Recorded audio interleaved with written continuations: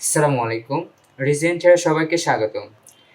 আপনারা সবাই আমাদের ভিডিওর মধ্যে কমেন্ট করেন যে আপনাদের এখানে ৩ টা সিস্টেম ক্লিপ, টেপ, গ্লু আপনারা কোয়ালিটি বা হেয়ারের মধ্যে কোথায় এপ্লাই করেন বা কিভাবে এটা করা হয় কাজটা?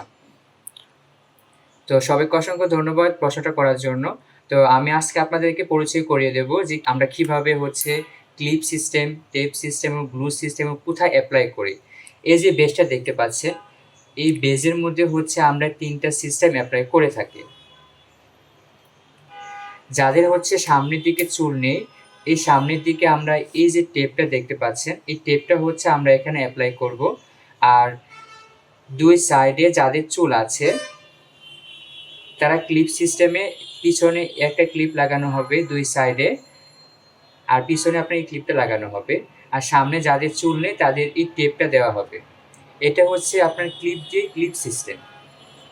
আর ২ নাম্বার যে সিস্টেমটা, টেপ যে সিস্টেমটা, এই টেপটা এই পুরা বেজে আমরা এপ্লাই করব, আমরা লাগাবো। লাগানোর পরে এটা আপনার ২ পাতে আপনার আঠা থাকবে। এই যে এই পাতে আপনার আঠা আছে, এটা আপনার এখানে লাগবে। আর এটা আপনার স্কিনে লাগবে। এটা টেপ সিস্টেম। এই পুরা টেপটা আপনার এই বেজে লাগানো হবে। তারপর এটা আপনার মাথায় লাগানো হবে, মাথায় স্কিনের সাথে লাগানো হবে। এটা টেপ সিস্টেম।